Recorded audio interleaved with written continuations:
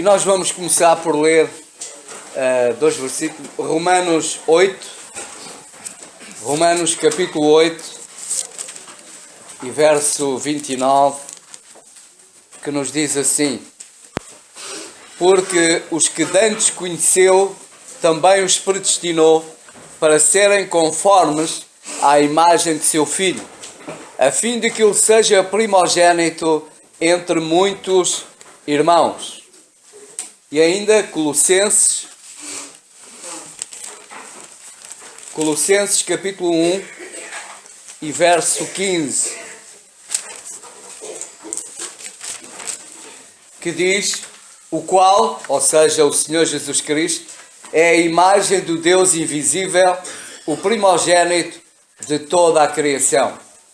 Nestes dois versículos que nós lemos, por um lado, no primeiro nós vemos que é da vontade de Deus e é o desejo do Senhor o nós sermos cada vez mais semelhantes a Cristo. Sermos cada vez mais semelhantes, cada vez mais parecidos com o Senhor Jesus Cristo. E depois o próprio Senhor Jesus Cristo, Ele é a imagem de Deus, do Deus vivo. Acerca do ser semelhante a Cristo, ou ser semelhante a Deus, isto não é novidade nenhuma, não é novo. Isto é algo, o ser semelhante a Deus é algo que vem desde o Jardim do Éden. Porque nós lemos em Gênesis, no capítulo 1 e verso 26, em que nós lemos o Senhor falando, e disse Deus: façamos o homem à nossa imagem, conforme a nossa semelhança, e domine sobre os peixes do mar, e sobre as aves dos céus, e sobre o gado, e sobre toda a terra, e sobre todo o réptil que se move sobre a terra. Façamos, e reparemos que aqui as palavras são plural. Não é faço ou vou fazer o homem à minha imagem e semelhança, mas é plural, façamos. E neste façamos está envolvido o Pai, o Filho e o Espírito Santo. Portanto, o desejo do Senhor, o desejo de sermos semelhantes a Cristo, é algo que vem desde o Jardim do Éden. O ser semelhante a Deus. Essa é a vontade de Deus. Essa é a vontade de Deus, que o homem seja cada vez mais, seja semelhante a Ele. E foi assim que Deus fez o homem, semelhante a Deus. É evidente que nós não conseguimos entender com toda a profundidade. O homem é o único ser na criação que é semelhante a Deus. Foi criado desta forma, ser semelhante a Deus. Não há mais outro ser portanto, com estas características. Nós não temos um conhecimento profundo do que é que realmente isto significa. O ser semelhante a Deus. Mas, graças a Deus, porque alguma coisa nós podemos entender. E uma das coisas que nós podemos entender é que nós somos seres espirituais. Nós somos seres espirituais. O nosso espírito, ele é eterno. Ele sobrevive a este corpo. Portanto, o nosso espírito, ele permanece por toda a eternidade. Por outro lado, também nós somos seres que somos inteligentes. Deus nos deu de facto inteligência. Nos deu capacidade para pensar. Nos deu capacidade para, de facto, podermos pensar, podermos resolver problemas, podermos fazer escolhas. Portanto, Deus deu-nos uma inteligência e que o homem tem conseguido fazer coisas fantásticas. O homem, nem tudo o que o homem faz é mau. Nem tudo o que o homem faz está errado. Há coisas que o homem descobre, há coisas que o homem faz que são boas. e que revelam de facto uma inteligência fantástica. E isto é obra de Deus. Isto é obra de Deus, porque fomos feitos, criados por Deus, criados à imagem e semelhança de Deus. E Deus colocou em nós estas características, que são também suas características. Somos seres espirituais, somos seres, portanto, que somos inteligentes, somos também, temos uma consciência moral, que nos faz com que nós saibamos distinguir entre o que está certo e o que está errado. Portanto, Deus colocou em nós essa consciência, o que também nos responsabiliza perante Deus. Portanto, e o ser semelhante a Deus envolve muitas outras coisas, mas estas são, digamos, as mais básicas, e que nós, pela graça de Deus, podemos de facto conhecer. Fomos criados por Deus. Fomos criados à imagem e semelhança de Deus. Deus colocou em nós determinadas características que são também suas características. Só que esta imagem, esta semelhança com Deus, ela foi quebrada. Ela foi, ela foi quebrada por causa do pecado. O pecado arruinou, em parte, arruinou toda esta semelhança com Deus. Portanto, o pecado arruinou de facto esta nossa semelhança com Deus. Mas Deus continua a manifestar e a querer a sua vontade, é que o homem se assemelhe cada vez mais ao Senhor Jesus Cristo. E para que isso aconteça, então nós sabemos, o Senhor Deus enviou o seu Filho, o Senhor Jesus Cristo, para restaurar aquilo que foi quebrado, aquilo que o pecado afetou, e o pecado fez e faz separação entre nós e Deus.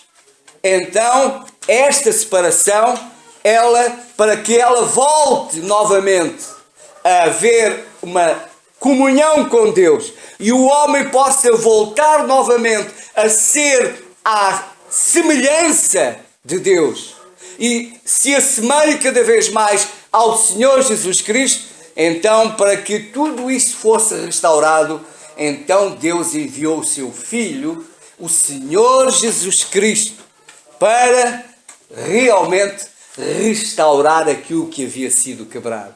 Nós podemos perguntar o que é a plena imagem e semelhança de Deus.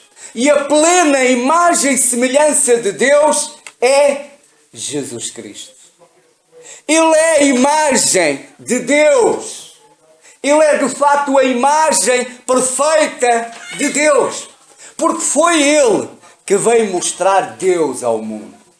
Foi Ele que veio mostrar quem Deus é. Foi Ele que veio mostrar o coração de Deus. Foi Ele que veio mostrar o que Deus pensa acerca do homem. Portanto, a imagem, a semelhança perfeita, a imagem perfeita de Deus, nós a encontramos no Senhor Jesus Cristo. Se lembram, salvo erro, foi Filipe que um dia disse ao Senhor Jesus: mostra-nos o Pai. Pediu ao Senhor que lhes mostrasse o Pai. E o Senhor disse: mas eu estou há tanto tempo convosco e ainda me perguntas para te mostrar o Pai? Eu e o Pai somos um. Quem me vê a mim, vê ao Pai. Portanto, podemos dizer que aquela expressão que nós usamos às vezes, para comparar os pais e os filhos, tal pai, tal filho. Aqui aplica-se na perfeição. Assim é Deus, assim é o Senhor Jesus Cristo. Tal como Deus é, Jesus é. Porque Jesus é Deus. Tal pai, tal filho. E da mesma forma, e nós próprios, ficamos satisfeitos quando alguém diz isso acerca dos nossos filhos. Ficamos ou não? Quando alguém nos diz, olha, tal pai, tal filho. Embora isto às vezes tenha várias leituras, não é? Nem sempre é bom. Mas nós ficamos satisfeitos quando vemos os nossos filhos, se nós andamos pelos caminhos certos e somos realmente homens a sério, não é? Responsáveis, e vemos os nossos filhos andarem dessa forma, nós, quando ouvimos alguém dizer, olha, tal pai, tal filho, nós ficamos contentes. Ficamos alegres por ver que os nossos filhos estão a caminhar num bom caminho. Mas também há aqueles, e se calhar alguns também ficam satisfeitos da mesma forma, quando há pais que são, desculpa-me a expressão, uns bandidos, e os filhos seguem as pegadas dos pais, se calhar eles também ficam satisfeitos por ver os filhos andar pelos seus caminhos, porque acham que aquele é o caminho perfeito, que é o caminho melhor para eles. Mas nós sabemos que não. Portanto, assim como, às vezes, em termos físicos, olhar para o filho ou olhar para o pai é a mesma coisa. Portanto, tal pai, tal filho. E isto em relação ao Senhor Jesus é a imagem perfeita. Assim como Deus é, assim Jesus é. Ele e o Pai são um. Portanto, nós, em relação, se nós ficamos satisfeitos porque nos dizerem isso acerca dos nossos filhos, como é que Deus não ficará, ou como é que Deus ficará então, quando nós, como filhos, seguimos as pegadas do Pai? Como bom seria que acerca de nós pudessem dizer a mesma coisa. Tal Pai Celestial, que é Deus, tal Filho. Ele mostra, ele revela, ele ou ela revela que são filhos de Deus, porque, tal como Deus é, assim Ele é. O que Deus pensa é o que Ele pensa. Como Deus olha para as pessoas, assim Ele olha. Como Deus trata as pessoas, assim Ele trata. Portanto, tal pai, tal filho. Permito ao Senhor que se aplique a cada um de nós também. E que, de facto, cada um de nós seja cada vez mais semelhante ao Senhor Jesus Cristo. Porque quanto mais formos semelhantes a Jesus, mais nós nos aproximamos de Deus, da imagem de Deus. Atenção que ainda vamos ler na segunda carta aos Coríntios, no capítulo 4. Na segunda carta aos Coríntios, no capítulo 4.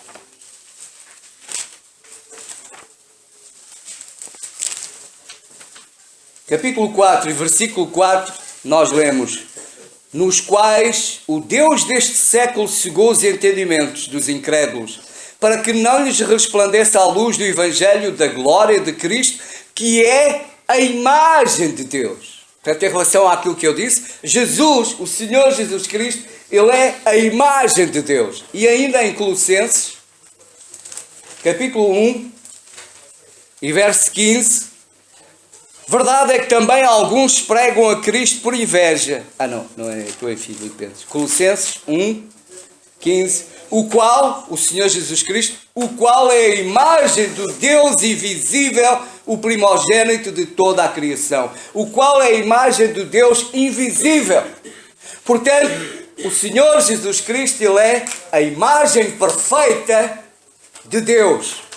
E agora o que Deus quer é que nós sejamos à semelhança de Jesus Cristo.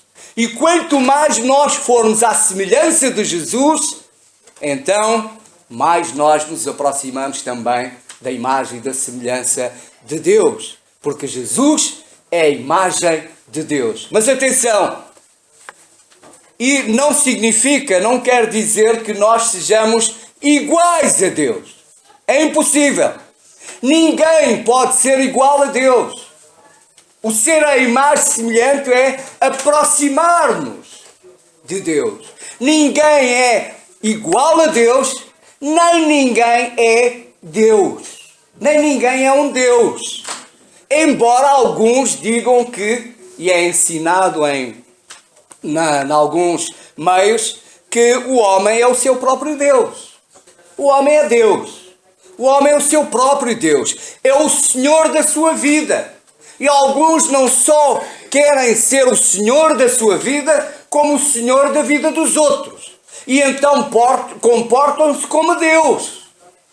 Mas ninguém é Deus, nem ninguém realmente é um Deus. O que essa é uma falsidade que começou também no Jardim do Éden. Lembram-se, e podemos ler em Gênesis, no capítulo 3 e versículo 5. No capítulo 3 e versículo 5 de Gênesis, Satanás, ao falar com Eva, ele diz: porque Deus sabe que no dia em que dele comerdes do fruto, se abrirão os vossos olhos e sereis como Deus, sabendo o bem e o mal. Sereis como Deus, sereis igual a Deus. Isso é uma falsidade. Portanto, que começou no Jardim do Éden e continua ainda nos nossos dias. Que o homem pode ser igual a Deus, que o homem é também Deus. E por isso, como o homem é Deus, é o Senhor da sua vida, é Ele que põe e dispõe, então não precisa de Deus nenhum. Mas isso é falso. Aliás, basta ter sido dito por Satanás. E Satanás, como sabemos, ele é o pai da mentira. E ele enganou Adão e Eva. Enganou-os. Levou-os a pensar aquilo que Deus não era. Levou-os a terem uma imagem imperfeita, incorreta acerca de Deus. Desta forma ele estava a dizer também que Deus não era aquilo que dizia ser, que eles não representavam para Deus aquilo que Deus dizia que eles representavam. Portanto, Deus não os amava. Deus não queria que eles fossem igual a Ele. Ora, de facto, nós somos criaturas de Deus. Não somos Deus. Somos criaturas de Deus. Portanto, só Deus é de facto Deus e Ele é o Deus Todo-Poderoso, o Criador dos céus e da terra. O que Deus quer, Deus não quer que nós sejamos Deus. Sabem o que é que Deus quer que nós sejamos? Deus quer que nós sejamos santos. O que Deus quer que nós sejamos é ser santos. É que sejamos de facto dele. É que sejamos de facto, lhe pertençamos totalmente a Ele. É que sejamos separados para Ele. Não é que sejamos Deus, mas é que sejamos santos. E santos para a glória de Deus. E nós seremos cada vez mais santos, seremos cada vez mais do Senhor, quanto mais nós nos parecermos com o Senhor Jesus Cristo. Quanto mais nós pensarmos como o Senhor pensa. Quanto mais nós, de facto, pensarmos como o Senhor pensa. Quanto mais nós tivermos a mente de Cristo. Então, nós iremos parecer-nos cada vez mais com o Senhor Jesus Cristo. Iremos agir neste mundo como Ele agiu. Iremos andar neste mundo como Ele andou. Como Ele tratou as pessoas. Como Ele amava as pessoas. Como todos aqueles que se aproximaram dEle, a ninguém Ele virou as costas. A todos amou. A todos ajudou. A todos, por todos eles, Ele se interessou. Ele foi cuidadoso com aqueles que, de facto, o rodeavam. Portanto, o que Deus quer não é que nós sejamos Deus, mas sejamos santos e que revelemos cada vez mais o caráter de Deus. É que revelemos cada vez mais no nosso viver, no nosso dia a dia, no nosso andar neste mundo, possamos revelar cada vez mais o caráter de Deus, os princípios de Deus, os valores de Deus. Aquilo que Deus pensa, a forma como Deus olha para este mundo, olha para as pessoas. Lembremos como Deus olhou para nós, irmãos. Acho que isto é muito importante. Nós termos sempre bem presente de que Deus não nos tratou como nós merecíamos. Deus não nos tratou como nós merecíamos. Se Deus nos tratasse como nós merecíamos, nós não estávamos aqui. Nós continuaríamos perdidos. Continuaríamos lá fora. Continuaríamos sem esperança. Continuaríamos mortos em ofensas e pecados. Continuaríamos a caminho do inferno. Mas porque Deus não nos tratou como nós merecíamos, mas antes nos amou e veio ao nosso encontro, se revelou aos nossos corações, nos amou, então nós estamos aqui, salvos pela graça de Deus, com esta certeza, a certeza da salvação, a certeza de que somos filhos de Deus, a certeza de que caminhamos para a glória, que caminhamos para uma eternidade gloriosa. O nosso fim é glorioso. O que nos espera na presença de Deus é glorioso. Mas nada fizemos para isso, nada fizemos para merecer isso, mas o Senhor Jesus fez. O Senhor Jesus fez tudo. Pagou o preço pela nossa salvação. E é isto que nós temos que ter sempre bem presente na nossa mente. E deixar-nos moldar o nosso caráter, moldar o nosso pensamento por estas verdades, por esta palavra, por este amor, deixar-nos moldar. E desta forma nos aproximamos cada vez mais do Senhor. Em Efésios, no capítulo 4, Efésios capítulo 4 e versículos 22 a 24, nós lemos que quanto ao trato passado, vos despojais do velho homem que se corrompe pela concupiscência do engano, e vos renovais no espírito o vosso sentido, e vos revistais do novo homem, que segundo Deus é criado em verdadeira justiça e santidade. Quando nós aceitamos o Senhor Jesus Cristo, nós nos despimos do velho homem que se corrompe, do velho homem com os seus vícios, com o velho homem com toda a maldade que existia, e em Cristo nos revestimos de um novo homem com novos valores, novos princípios, em santidade, em justiça. E é esse caráter que Deus quer ver em nós. É esse pensamento, é essas atitudes, é essa vida que revela a vida de Cristo que Deus quer ver em mim e em cada um de vós. E quando isso acontecer, então nós nos aproximamos. Nós seremos então cada vez mais semelhantes a Cristo. Semelhantes a Cristo. É isso que Deus quer que nós sejamos neste mundo.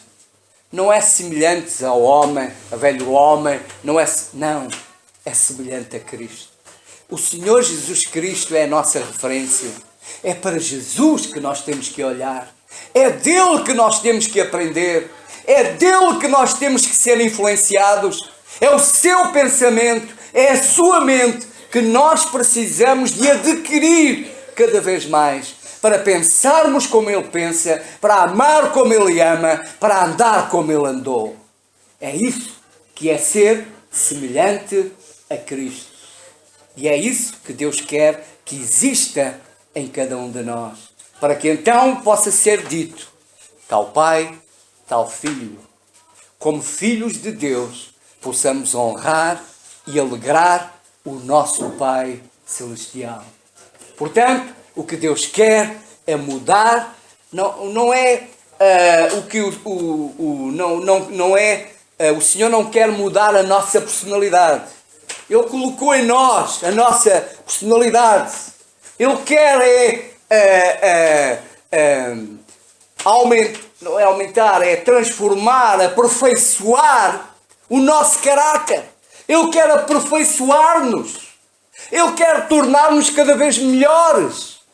Tal como o oleiro transforma o barro. Ele quer transformar-nos. Quer moldar-nos. Quer acrescentar mais daquilo que nós não temos. Por nós próprios não temos. Precisamos dele. Precisamos que ele nos acrescente. Precisamos que ele nos molde. Precisamos que ele opere em nós e nos torne cada vez mais naquilo que ele quer que nós sejamos. Cada vez mais semelhantes ao Senhor Jesus Cristo. O que ele quer ver em nós, por exemplo, se calhar serão as bem-aventuranças, por exemplo, em Mateus 5. Em Mateus capítulo 5, nós vemos aqui coisas que o Senhor deseja ver em nós. Em Mateus capítulo 5 e versos 1 a 12, nos fala do ser feliz, felicíssimos. São muito felizes aqueles que têm determinadas características. Isso também nos torna cada vez mais felizes. Quanto mais perto, quanto mais semelhantes nós formos a Cristo, mais felizes nós seremos. Porque quanto mais perto tivermos do Senhor, mais longe estaremos deste mundo. Mais longe estaremos daquilo que nos afeta e nos prejudica e que pertence a este mundo.